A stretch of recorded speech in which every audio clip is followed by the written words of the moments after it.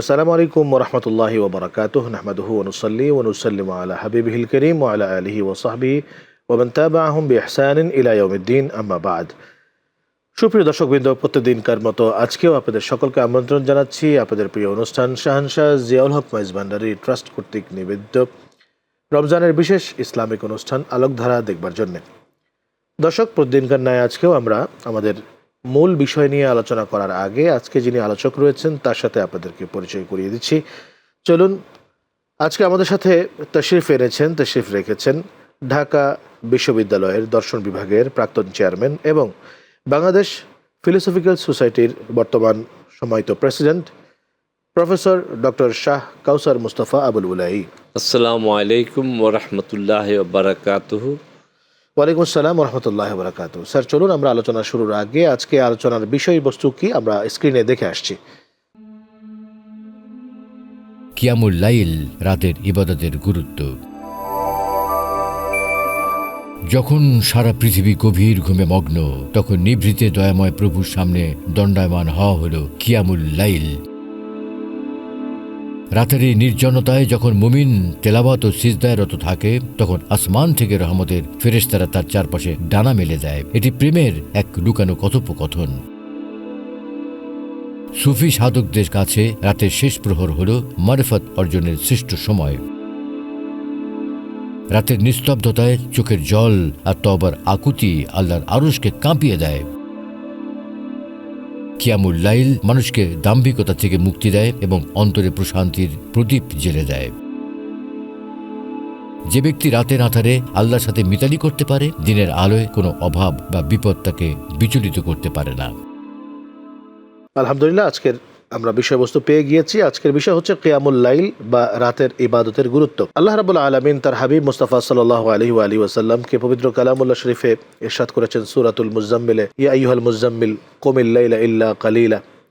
আরেক জায়গায় কোরআন শরীফে এসেছে, আল্লাহ তাআলা ইরশাদ করেছেন, ওয়া মিনাল লাইলি ফাতাহাজ্জাদ বিহি নাফিলাতাল লাক আসা আন ইয়াবআসাকা রাব্বুকা মাকামান মাহমুদা। তো এই আয়াতের দিকে যাওয়ার আগে আপনার কাছে আমি একটু জানতে চাইবো যে কিয়ামুল লাইল জিনিসটা কি? আলহামদুলিল্লাহি রাব্বিল আলামিন, আসসালাতু ওয়াসসালামু আলা আশরাফিল আমবিয়া ওয়াল মুরসালিন ওয়া আলা আলিত তাইয়্যিবিন আত-তাহিরিন ওয়া আসহাবিহি ওয়া আউলিয়া উম্মতি আজমাইন ওয়া বারিক ওয়া সাল্লিম। আপনাকে অনেক ধন্যবাদ যে কিয়ামুল লাইল বিষয়টাকে রাতের অবস্থান, কিয়ামুল লাইল মানে রাতের অবস্থান। এখানে বিষয়টা যাওয়ার বিষয় হলো এই যে আমরা রাতে যে কোনো সময় বিশেষ করে রমজান মাসে আল্লাহর সাথে বান্দার যে একটা সংযোগ, এই সংযোগের মাধ্যম কিয়ামুল লাইল হিসেবে গণ্য করা হয়। যে সময় এশার ইবাদতের পরে কিছু বিশ্রাম নিয়ে সেহরির আগ পর্যন্ত আল্লাহ ইবাদত বন্দিগি করা, নামাজ আদায় করা এবং সে অবস্থান করা, কোরআন তেলাওয়াত করা, দরুদ শরীফ পড়া, যা কিছু হচ্ছে যেটা আল্লাহর মানুষকে আল্লাহর নিকটবর্তী করে। এই সময়টা আল্লাহ তাআলা রেওয়ায়েতে আসছে যে আল্লাহ তাআলা প্রথম আসমানে চলে আসেন, এই ধরনের রিওয়ায়াত আছে। এর অর্থ হলেই আল্লাহ তাআলার অবস্থান আমাদের আহলে সুন্নাত ওয়াল জামাতের ধারণা যিনি এইভাবে আল্লাহর অবস্থান না, আল্লাহ তো সর্বত্রই বিরাজমান, মানে এটা আল্লাহ তাআলা তার রহমতকে, তিনি তার নৈকট্য আরও বেশি নিয়ামত বরকতের জন্য বান্দার তিনি কাছে নিকটবর্তী হন, মানে বান্দা যাতে তার নিকটবর্তী হওয়ার একটা সুযোগ, এইটাকে আমরা মনে করি থেকে সেই প্রসঙ্গে কিয়ামুল লাইল অত্যন্ত একটা বরকতময়, অত্যন্ত কল্যাণকর আধ্যাত্মিক জীবনের জন্য, অত্যন্ত আল্লাহর নিকটবর্তী হওয়ার জন্য এইটা একটা গুরুত্বপূর্ণ মাধ্যম হতে পারে। এবং এটা বিষয়টা সহজও। রমজান মাস যেহেতু আমরা সংযমের মাস, সেই সময়টায় আমাদের ওই সময়টাকে আমরা জাগ্রত যদি থাকতে পারি, আমরা তো উঠি এমনিতেও সেহরিতে একটু আগে যদি আমরা উঠে যাই এবং সেখানে ইবাদত বন্দিগিতে ঐকান্তিকতার সাথে। আরেকটা জিনিস থাকে, এটা রিয়া মুক্ত থাকে। রিয়াতে হয় কি যে আমরা যেটা লোক দেখানো দিয়ে ভাব হয়ে যায়, তখন অন্যরা দেখে, এখানে সেটা ইবাদত আল্লাহর কাছে গ্রহণযোগ্য হয় না। যদি এই উদ্দেশ্য থাকে যে রিয়া, এটা সুফিয়ে কেরাম অত্যন্ত গুরুত্ব দিয়েছেন রিয়া মুক্ত ইবাদতকে। এই যে আমাদের যে প্রথম সুফি হিসাবে যার নাম আসে হজরত হজরত আবুল হাশিম কুফি রহমতুল্লাহ আলাইহ, হজরত এর মধ্যে হজরত নাফাতুল উনস গ্রন্থে হজরত আব্দুর রহমান জামি রহমতুল্লাহ তার জীবনী সম্পর্কে লিখতে গিয়ে হজরত সুফিয়ান সাউরি রহমতুল্লাহ এর কথা উল্লেখ করেছেন যে আবুল হাশিম কুফি রহমতুল্লাহ সম্পর্কে আমি রিয়াকে গুরুত্ব দিতে গিয়ে বলতে চাচ্ছি যে বলছেন যে হয়তো আবুল হাশিমের সাথে যে আমার পরিচয় না হতো, উনি 161 হিজরিতে এন্তেকাল করেছে, এরকমই আছে। তাহলে কত সূক্ষ্ম সূক্ষ্ম রিয়া, মানুষের যে লোক দেখানোর যে একটা মনোভাব, ইবাদত করি আমি এবং পোশাক আশাক আমার স্বর, এবার একটা রিয়ার প্রবণতা। এই কিয়ামুল লাইলে এই জিনিসটা হয় না, যেখানে তো অন্য আমি আমার মতো করেই ইবাদত বন্দিগি করছি, এতে এটা আল্লাহর কাছে আল্লাহর নিকটবর্তিতার জন্য কুরবতের উপলব্ধির জন্য অত্যন্ত একটা ফলপ্রসূ জিনিস। এবং সেটার সাথে তাহাজ্জুদ, তাহাজ্জুদ রসুল আকরম সাল্লাল্লাহু আলাইহি ওয়াসাল্লাম আপনি যেটা বলেছেন তাহাজ্জুদের নামাজ ওনার রসুলের পাকের জন্য ফরজ ছিল, আমাদের জন্য নাফেল হলেও এটা সবচেয়ে গুরুত্বপূর্ণ নাফেল, সবচেয়ে উপকারী, সবচেয়ে যে নাফেল যেটার মধ্যে যে এখানে একটু অনুশীলন আছে, ঘুমকে আমরা মাটি করে মাবুদের ইবাদতের মধ্যে থাকি এবং এটা সুফিয়ে কেরাম এইভাবেই সেটাকে, যেহেতু তারা রসুলের পাকের যোগ্য অনুসারী এবং অত্যন্ত তারা আধ্যাত্মিক সাধক, তাদের জন্য তারা এটাকে ওয়াজিব হিসেবেই গণ্য করতেন যে আমাদেরও এটা পড়তে হবে, অনুশীলন কঠোরভাবে করেছেন। আমাদের বুজুর্গের জীবনে দেখা গেছে তাহাজ্জুদ কাজানে 40 বছর তাহাজ্জুদ কাজানে এরকম ঘটনা অনেক রয়েছে। আমরা দেখি যে অনেকেই তারাবির নামাজের পর 2 রাকাত কিংবা 4 রাকাত বা 6 রাকাত নামাজ তারা বাসায় গিয়ে পড়ে তারা ঘুমিয়ে পড়েন, একবারে সাহারির সময় তারা উঠছেন। তাদেরকে জিজ্ঞেস করলে তারা বলে থাকেন যে আমরা এই নামাজটা কিয়ামুল লাইলের নিয়তে পড়ে থাকি বা তাহাজ্জুদের নিয়তে পড়ে থাকি। আসলে তাহাজ্জুদের যে নামাজ বা কিয়ামুল লাইলের নামাজ, এটি পড়ার উত্তম সময় কোনটি? উত্তম সময় তো 12টার পরেই হওয়ার কথা, রাত 12টার পরে, এবং কিছুক্ষণ ঘুমিয়ে তারপরেই অবস্থান। তাহাজ্জুদের তো তাই নিয়ম, কিছু ঘুমানোর, শুধু রমজান মাসে না, সবসময় ঈশার নামাজের পরে ঘুমানোর পরে ঘুমিয়ে ওঠাটাই তাহাজ্জুদের নিয়ম হিসেবে, উত্তম নিয়ম হিসেবে রয়েছে হাদিস শরীফে। ঘুমিয়ে ওঠার এই জন্য নিয়ম যে আল্লাহ রাব্বুল আলামিন দেখছেন যে ও বান্দা অল্প কিছুক্ষণ সময় ঘুমালো, কাঁচা ঘুম, এই ঘুম রেখে সে আমার সামনে দণ্ডায়মান হচ্ছে আমার রাজি খুশির জন্য, আমার সাথে সংযোগ স্থাপনের জন্য। ওই জিনিসটাই আল্লাহ রাব্বুল আলামিন কিন্তু বান্দার কাছ থেকে চান। হ্যাঁ, অবশ্যই সেটাই। এবং আল্লাহ চান যে বান্দা ওইটাকে একবার আনুষ্ঠানিকতা না করে ঐকান্তিকতায় করুক, যে ঠিক আছে এমনি মনে হচ্ছে যে দায় সারা গোছের এটা আদায় করে নিলাম, এইটা না হয়ে সে একটু ঘুমিয়ে নেক, বিশ্রাম নেক, আবার পরে আবার উঠুক, এইটাই আর কি। দায় সারা গোছের যাতে এই যে আমি গেলাম সেরি পরে কোনো রকম 4 রাকাত আদায় করে নিলাম, এটা আনুষ্ঠানিকতা হয়। এইখান থেকে ঐকান্তিকতাটা ওই প্রকাশ হয় না। ইবাদতের মূল জিনিসটা আসলে ঐকান্তিকতা, একদমই যে এখানে নিয়ত, এখলাস এবং ওই কত বেশি আমি আন্তরিকতাটা বা মোহব্বত, ভালোবাসা, যেটা তো আমাদের সুফিদের সুফিয়ে কেরামের ওই যেটার মধ্যে একটা ভালোবাসার দ্বারা এবাদত, ভালোবাসার জন্য এবাদত, এবং বা এবাদত ওই পর্যায়ে পৌঁছিয়ে দেয় যেটা ইমাম গাজ্জালী রহমতুল্লাহ তার ইহইয়া উলুমুদ্দিনের মধ্যেও বলেছেন যে সবচেয়ে সর্বোচ্চ পর্যায় হলো এবাদত বন্দিগির, হলো মোহব্বতের পর্যায়, হুব্বের পর্যায়।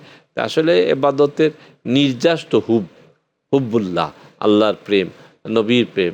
ওই পর্যায়ে পৌঁছতে গেলে ওই আনুষ্ঠানিকতা, অনুষ্ঠান সর্বস্ব যে একটা করে ফেললাম, আত্মতৃপ্তি হলো, আমি একটু পড়ে শুয়ে পড়লাম, এটাতে আমি আত্মতৃপ্তি হইতে পারে। কেউ না পারলে, অপারগ হলে, শারীরিক সুস্থতা না থাকলে অন্য কথা।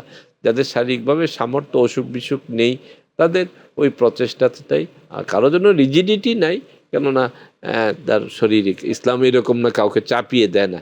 কিন্তু যারা আল্লাহর নৈকট্য চান, আল্লাহর সান্নিধ্য চান, রমজান মাসের পরিপূর্ণ বরকত যারা কামনা করেন, তাদের জন্য ওই ঐকান্তিকভাবে একটু ঘুমিয়ে উঠে ঐকান্তিকতার সাথে, মহব্বতের সাথে আবার ওযু করে একটু ইবাদতের মধ্যে অত্যন্ত সাথে, আন্তরিকতার সাথে এবং অত্যন্ত নিয়ত, ইখলাসের সাথে কাজগুলি করা দরকার। আপনাকে অসংখ্য ধন্যবাদ। প্রিয় দর্শক, আমরা এতক্ষণ যাবৎ আলোচনা শুনছিলাম প্রফেসর ডক্টর শাহ কাউসার মুস্তাফা আবুল উলাইর কাছ থেকে কিয়ামুল লাইলের বিষয়ে। কিয়ামুল লাইল আসলে আল্লাহ রাব্বুল আলামিনের সাথে সংযোগ করার যে একটা মাধ্যম, একটা সেলা বলা হয়ে থাকে আরবিতে সেলা, সিলসিলা বা মাধ্যম বা তাহাজ্জুদ যদি আমরা বলি, তাহাজ্জুদ হিসাবেও পড়া যেতে পারে। বাট রমজান মাসের যে একটা বিশেষ নাম রয়েছে, সেই নামের কারণেই কিন্তু আমরা কিয়ামুল লাইল বলে থাকি। কারণ হাদিস শরীফে এসছে যে সিয়াম ফিন নাহার ওয়া কিয়াম ফিল লাইল, সেই জায়গা থেকে কিয়ামুল লাইল আমরা গ্রহণ করেছি। তো এই টাইমটা অত্যন্ত গুরুত্বপূর্ণ একটি সময় আল্লাহ রাবুল আলমিনের সাথে কুরবাত হাসিলের জন্যে। তো আল্লাহ রাবুল আলমিন আমাদেরকে যেন এই কিয়ামুল লাইল পড়ার তৌফিক দান করুন। তো অনুষ্ঠানের এই পর্যায়ে আমরা এখন আমাদের দ্বিতীয় সেগমেন্ট তথা নবী এবং রাসূলগণের জীবনীতে আমরা চলে যাচ্ছি।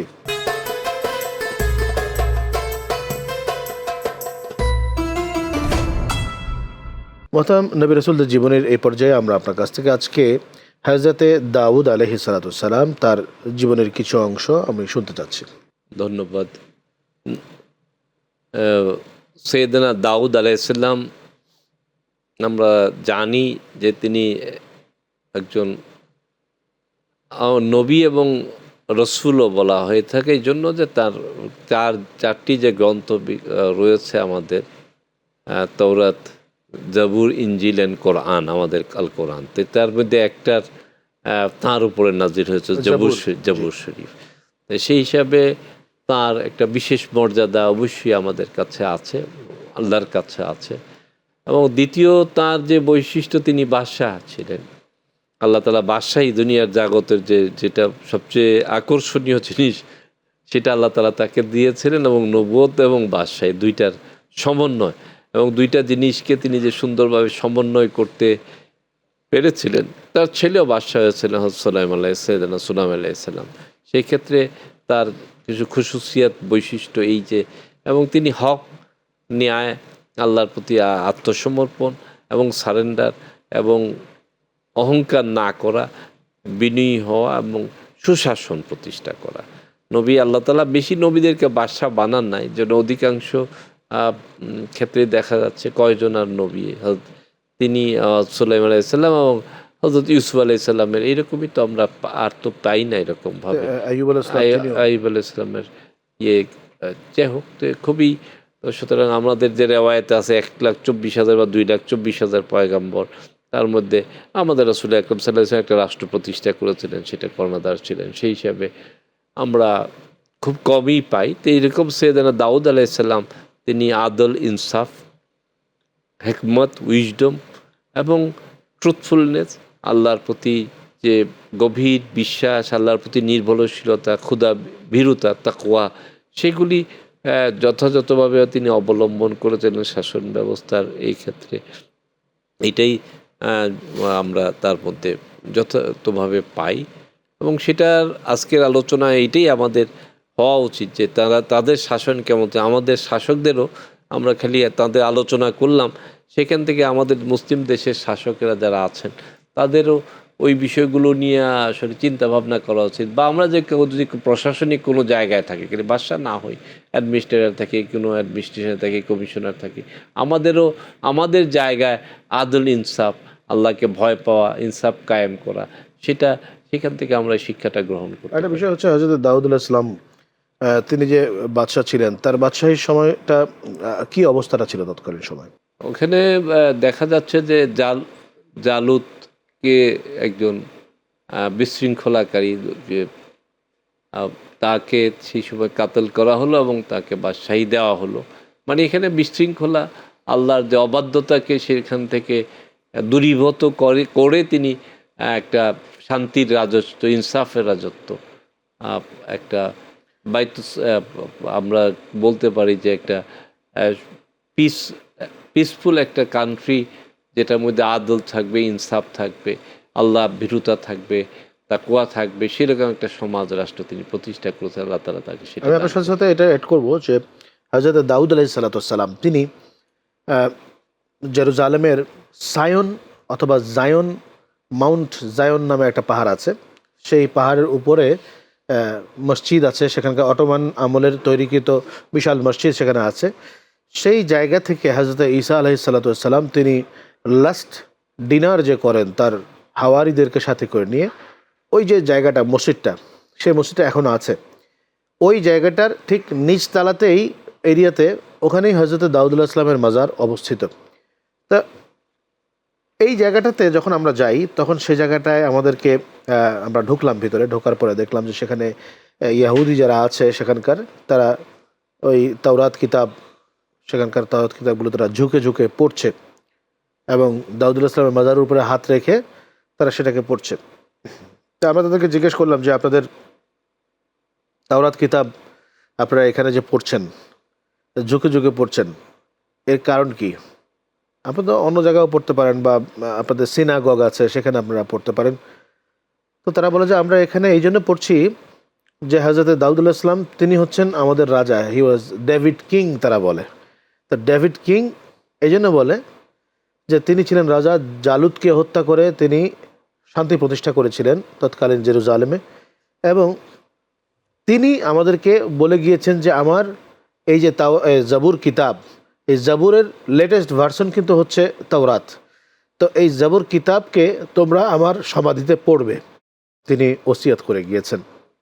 সেজন্য আমরা সেখানে প্রতিদিন এসে, এরকম কোনো সময় খালি থাকে না, একজনের পর একজন তারা সেখানে পড়তেছে। তো আল্লাহ রাব্বুল আলামিন সেখানে আমাকে যাওয়ার তৌফিক দিয়েছেন এবং হযরত দাউদুল ইসলামের সেই নাহরে জালুদ যেটাকে বলা হয়ে থাকে সেই জায়গায়ও আল্লাহ তাআলা আমাকে নিয়েছেন, আমি সেখানে দেখেছি হযরত সুলাইমান আলাইহিস সালামের বিভিন্ন হিস্টোরিক্যাল প্লেসেস, জায়গা সেখানে রয়েছে।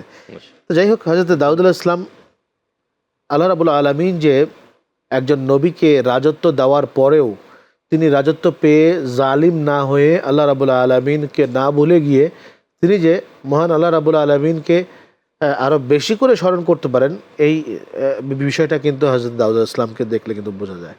অথচ আমরা অনেক সময় বড় ক্ষমতা পেলে আমরা কিন্তু আল্লাহকে ভুলে যাই। তো একটা বিষয় আমি আপনার কাছ থেকে জানতে চাইবো যে নবীদের জীবনী, এই যে হযরত দাউদুল ইসলাম আমরা তার জীবনী পড়ছি এবং প্রত্যেকটা পর্বে আমরা এরকম নবীদের জীবনী নিয়ে আলোচনা করি। আচ্ছা, নবীদের জীবনীর থেকে আমাদের উপজীব্য কি বিষয়টি আছে, তাদের কাছ থেকে আমরা কি নিতে পারি? আসলে মানুষের মধ্যে তো আম্বিয়া কেরাম, নবীদের মধ্যে ক্যাটাগরি আছে, আমাদের হুজুর আমরা সৈয়দুল মুরসালিন, তারপর অন্যান্য আম্বিয়া কেরামের জীবন, প্রত্যেকের জীবন তো বিশুদ্ধ জীবন, মানুষের মধ্যে শ্রেষ্ঠ তাদেরকে বলা হয়। তো সুতরাং তাদের জীবনগুলি, প্রত্যেকটা জীবনের মধ্যে আদল, ইনসাফ, ন্যায়, আল্লাহর প্রতি আনুগত্য, আল্লাহর প্রতি তাওয়াক্কুল, যেটা ট্রাস্ট, এই বিপদ, কঠিন বিপদ, প্রত্যেকের জীবনে কঠিন বিপদ আসছে। এটা আর কথা আছে, আসাদুল বালাউলিল আম্বিয়া বাদালিল আউলিয়া, যে সবচেয়ে কঠিন বালা মুসিবত আসছে নবী আম্বিয়াদের জন্য, বলে তারপরে আউলিয়া কেরামের জন্য।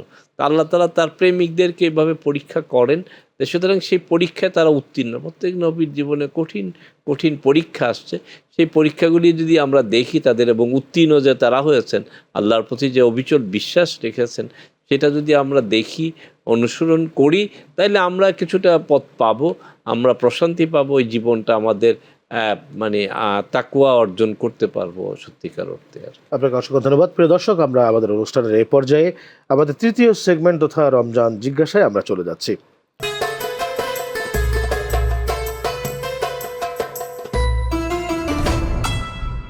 মোহতারাম, রমজান জিজ্ঞাসায় আজকে আপনার কাছ থেকে আমি জানতে চাইব, রমজানের পর হজের প্রস্তুতির মাস শুরু হয়, অর্থাৎ আমাদের রমজান চলে গেল, শাওয়াল আসলো, তারপরে জিলকদ, তারপরে যুলহিজ্জাহ, হজের মাস চলে আসে। সুতরাং এই যাদের উপরে হজ ফরজ হয়েছে তারা হজ করতে যাবে, এটাই স্বাভাবিক। তো হজ কাদের উপরে ফরজ হয়, এবং হজ যদি ফরজ হওয়ার পরেও কোনো ব্যক্তি না যায় তো তার জন্য কি ব্যবস্থাপনা?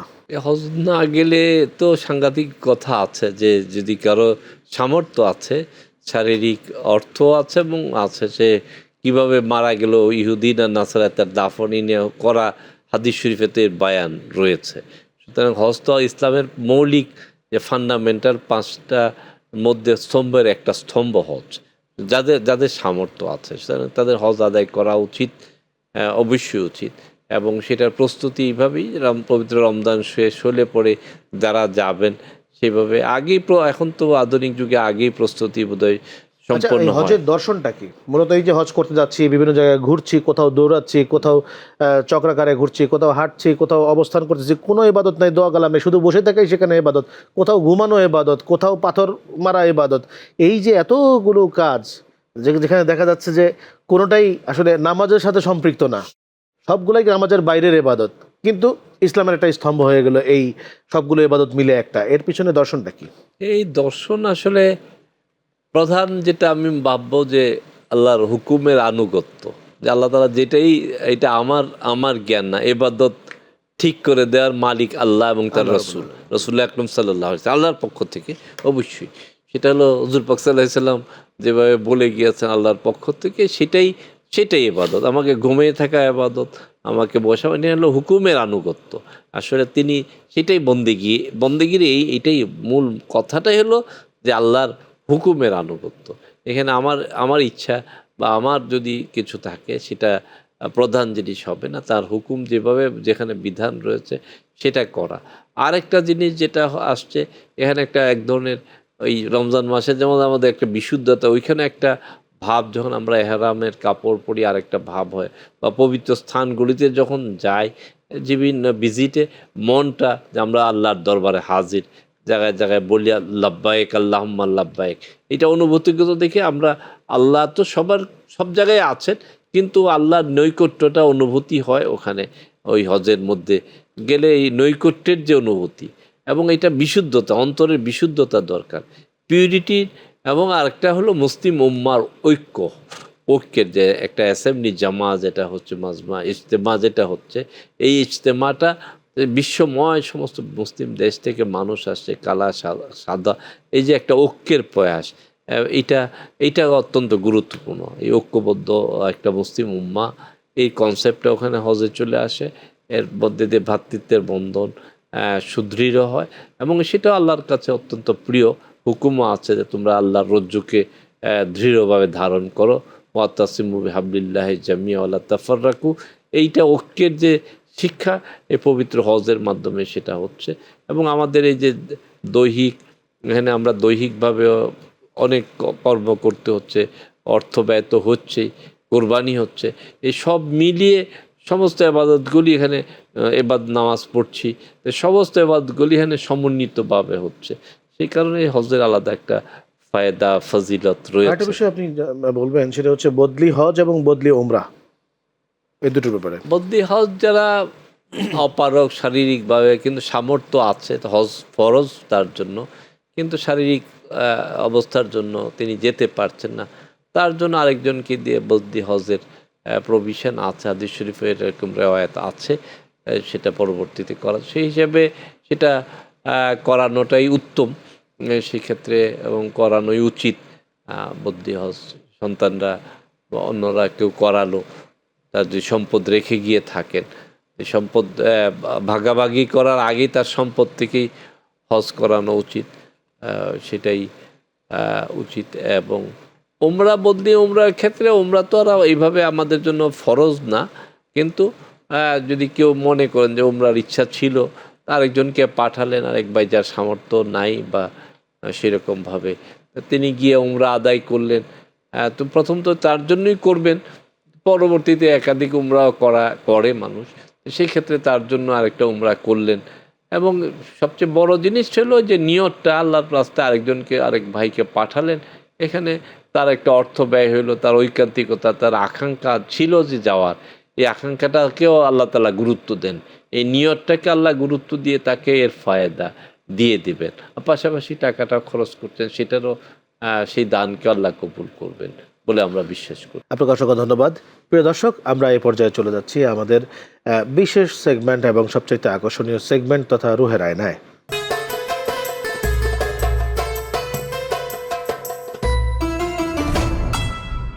আপনি জানেন যে আমাদের এই যে ট্রাস্ট রয়েছে, শাহজাহান জিয়াউল হক মাইজ ভান্ডারী ট্রাস্ট, এই ট্রাস্টের অনুকূলে আজকে আমাদের এই প্রোগ্রামটি হচ্ছে, এবং এই প্রোগ্রামটি আমাদের যে পেজ রয়েছে, ফেসবুক পেজ, ইউটিউব চ্যানেল আছে, টুইটার আছে, এবং সেই সাথে আমাদের কিন্তু ওয়েবসাইটও আছে। সেই ওয়েবসাইটে মাধ্যমে আপনারা এই অনুষ্ঠানগুলো দেখে থাকেন, এবং অনেক সারা বাংলাদেশের বিভিন্ন দর্শকদের কাছে এই অনুষ্ঠান অত্যন্ত জনপ্রিয় হয়েছে এর মাধ্যমে। তো তারা বিভিন্ন প্রশ্ন করে থাকেন। তো এক ভাই আমাদের কাছে ওয়েবসাইটে ইমেইলের মাধ্যমে আমাদেরকে প্রশ্ন করেছেন। তিনি প্রশ্ন করেছেন, রোজা আমাদের কবরের একাকিত্বের কথা মনে করিয়ে দেয়, এবং ইতিকাফের ছোট কামরা কি আমাদের সেই শেষ ঠিকানার কথা কি ভাবায় কিনা? তিনি এই প্রশ্নটি আমাদেরকে করেছেন। সেটা তো অবশ্যই আমাদেরকে ভাবায়। আমরা এমনিও রোজার মাধ্যমে ভাবি, বা এমনি যদি যারা ইমানদার নামাজে সর্বত্রই তো এই কথাগুলি আমাদের ভাবতে হবে। একাকিত্ব তো রোজা অবশ্যই যখন আমরা সব কিছু থেকে বিচ্ছিন্ন হই এবং আমাদের আত্মনিয়ন্ত্রণ করি, তখন আমাদের জীবন যে ক্ষণস্থায়ী একটা জীবন, কবর যে আমাদের যেতে হবে সেটা। আর এতেকাফ মা বোনেরা এতেকাফ করলে ছোট্ট কামরায়, আমরা তো এতেকাফ সাধারণত মসজিদে করলে অন্যদের সাথে আমরা এতেকাফ করি, সেখানেও সবাই মিলে ওইটাই আর কি, যে আমরা যে কবরে আসলে নেক্সট স্টেপ যে আমাদের কবর, সেই অনুভূতি অবশ্যই আমাদের মধ্যে জাগে যে আমাদের জীবন ক্ষণস্থায়ী। এই ক্ষণস্থায়ী জীবনের কথা যখন ভাবি তখনই তো কবরের কথা মনে হয়, যে ফার্স্ট স্টেশন তো কবর আমাদের আখেরাতের। পরবর্তী জীবনে হাসরের পূর্ববর্তী স্টেজটা কবরের জীবন, এবং সেটা ভাবাটাই কবরের কথা এমনিও সবসময় আমাদের ভাবার প্রয়োজন রয়েছে। এই জন্য যে এতে আমাদের জীবন ঠিক পথে পরিচালিত হবে, রাইট ট্র্যাকে থাকবে আর কি, যেটা খুবই গুরুত্বপূর্ণ আমাদের জন্য। তাই অবশ্যই এটা আপনার প্রশ্নের যিনি করেছেন তার অত্যন্ত সুচিন্তিত প্রশ্ন, এটার জন্য অভিনন্দন জানাচ্ছি। হ্যাঁ, অবশ্যই রোজা এবং এতেকাফ আমাদেরকে সেটা কবরের জীবনের কথা। কবরের জীবন মানে হলো এই জীবন ক্ষণস্থায়ী, আমরা আরেক জীবনে যাব, সেখানে কবরের জীবন আমাদেরকে এরপর সওয়াল জবাব হবে, সেইগুলির বোধ জাগ্রত করে, বিশ্বাসকে সুদৃঢ় করে। আপনাকে অসংখ্য ধন্যবাদ। আসলে প্রিয় দর্শক, আমরা এতক্ষণ যাবৎ যে আলোচনাগুলো শুনলাম কিয়ামুল লাইলের বিষয়ে এবং হযরত দাউদ আলাইহিস সালামের বিষয়ে, এবং সবচেয়ে শেষে রমজান আল মুবারকের যে জিজ্ঞাসা রয়েছে সেই বিষয়ে, রমজানের যে পরেই হজের যে প্রস্তুতি, হজটা স্যার যেরকমভাবে বললেন যে হজটা হচ্ছে আল্লাহ রাব্বুল আলামিনের আনুগত্যের বহিঃপ্রকাশ এক একটা কাজের মাধ্যমে। সেই সাথে আরও একটা বিষয় হচ্ছে যে হজ হচ্ছে যে নবী আম্বিয়া আলাইহিমুসসালাম পূর্ববর্তী যারা চলে গিয়েছেন, এবং শুধু তারাই নয় বরঞ্চ নবী আম্বিয়া আলাইহিমুসসালামদের মা, তাদের কারো বা স্ত্রী, তাদের যে স্মৃতিচারণ করা, নবীদের স্মৃতিচারণ করা, তাদেরকে স্মরণ করা, তাদের বিষয়গুলোকে নিজের ভিতরে ধারণ করা, অনুধাবন করা, এগুলো যে ইবাদতের একটা মাধ্যম, সেই জিনিসটাও কিন্তু পবিত্র হজের মাধ্যমে প্রতিফলিত হয়ে থাকে। তো স্যার, আপনাকে অসংখ্য ধন্যবাদ জানাচ্ছি আজকে এই অনুষ্ঠানে আসবার জন্য। আপনাকে এবং এই ম্যানেজমেন্ট যারা এর স্পন্সর, সৈয়দ জিয়াউল হক মাইজবান্ডারি ট্রাস্ট, তাদেরকে এবং আমার দর্শক শ্রোতাকে সবাইকে মোবারকবাদ, অভিনন্দন জানাচ্ছি, এবং আল্লাহ তাআলা এই রমজান মাসের ফায়েজ ও বরকত আমাদের সবাইকে দান করেন। আমিন আমিন। তো দর্শক, এরই মাধ্যমে আজকের মতো আপনাদের কাছ থেকে বিদায় নিচ্ছি। ভালো থাকবেন, সুস্থ থাকবেন। আসসালামু আলাইকুম ওয়া রাহমাতুল্লাহি ওয়া বারাকাতুহু।